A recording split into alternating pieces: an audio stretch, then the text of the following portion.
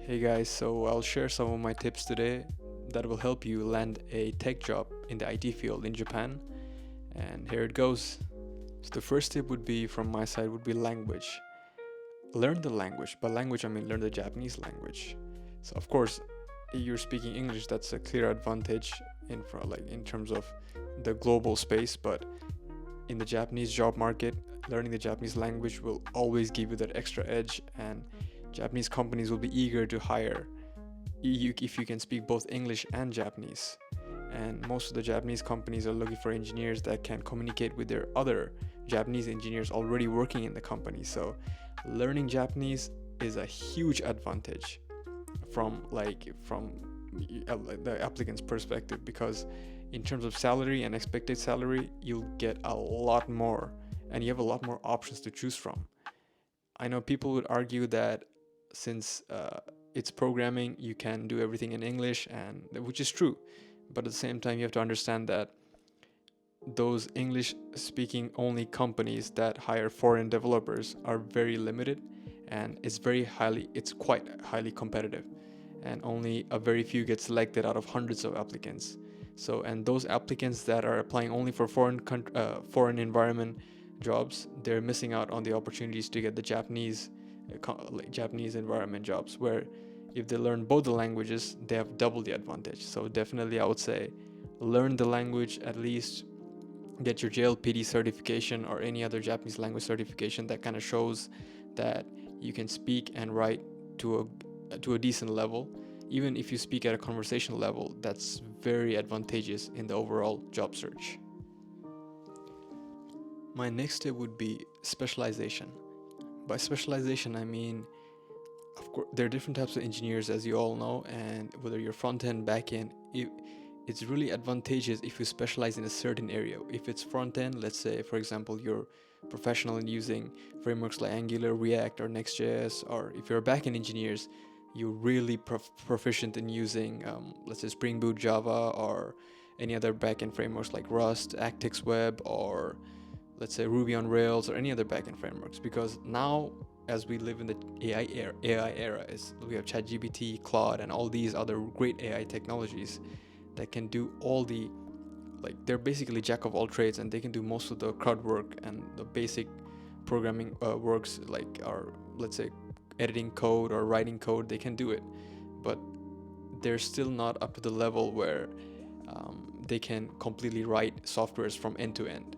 So definitely specializing in a certain area or certain tech stack will benefit you, because even based on my perspective, most of the companies I have tried interviewing for, despite already working, I realized they ask particular specialization in a certain area or a certain technology stack. So it's quite imperative, because AI is a jack of all trades, but it's kind of master of none until we hit AGI. So that's for the future. But specialization is key. So master a certain technology and make sure that you're really good at it. And once you're at a certain level where you can be blend in part of any team, even if you're senior, mid.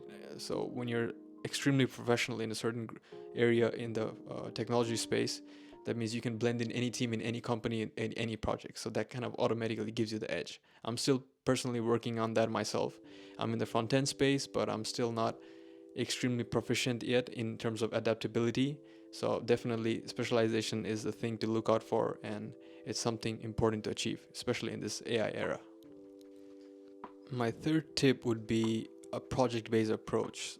By that I mean specialize specialization through like a project-based approach. So for example, if you're a front-end dev, make sure to have a lot of projects in the front-end space. Make a lot of web applications or web apps using all the popular frameworks like React, Next.js, or Angular, or you can even make iOS or Android app using React Native or Flutter or any other native iOS technologies.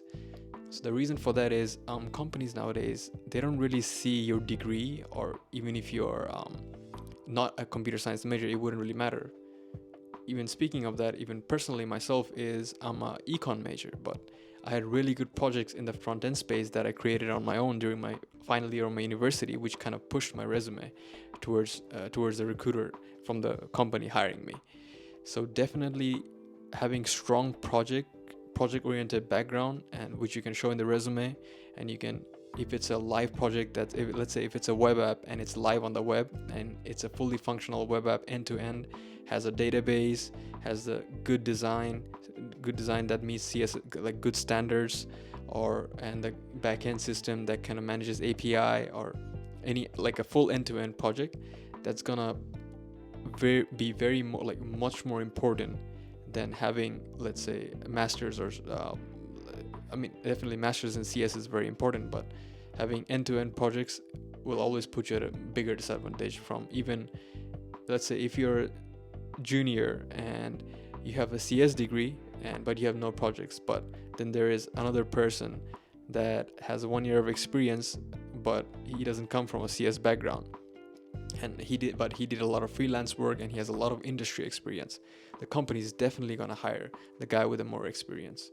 Bottom line is, having a lot of projects, and if you get freelance opportunities, get a lot of work done on the freelance opportunities, because when you do freelance opportunities, you get a good chance to meet with clients and kind of deliver for them, and usually these are end-to-end products. So definitely project-based approach is the way to go. Like if it's projects or degree, I would definitely go for projects. Lastly, for my last tip for the day would be, I would avoid recruiters. No, nothing against recruiters, but they're doing a wonderful job. But I would avoid recruiters if you're in Japan. So since my last two tips were quite general, this tip I would specifically recommend for Japan, because I found all my interview opportunity, most of the interviews that I landed were were when I applied by myself. Recruiters are great, but at the same time, if you're entry and mid-level, I would avoid them, because recruiters get a lot of money from the company that's gonna hire candidates, right? So recruiters getting 30% from the company from the base salary you're expecting. So if you're a mid-level engineer, you're expecting 7 million yen, 30% of that would be 2.1 million yen. And that 2.1 million yen will be paid by the company. It's not coming out of your wallet. So the company would need to pay 9 million yen for the mid-level engineer if they want to get the candidate from the recruiter. So they'll always hire the best. They'll always look for the best. That means even if you're really good, if there's a guy that is slightly better, the company is ready to pay that extra 30% to the recruiting company and get the guy, and you'll lose your chance. So definitely I would avoid recruiters, apply through websites like Japan Dev, Tokyo Dev, or just approach the HR directly through the company website. So I hope it helped, guys. These are some of my basic tips that helped me to land the job in Japan, and of course there are many other aspects which I'll mention in some other video, and since I'm still new with this YouTube thing, so apologies if my voice was a bit broken or if I was mumbling a little bit, but definitely feel free to drop a comment and definitely ask me questions. And if you want to learn about, or if you learn more about Japan, I also visit a lot of places in Japan. I do a lot of other activities, so definitely reach out to me if you want to. Yeah, peace.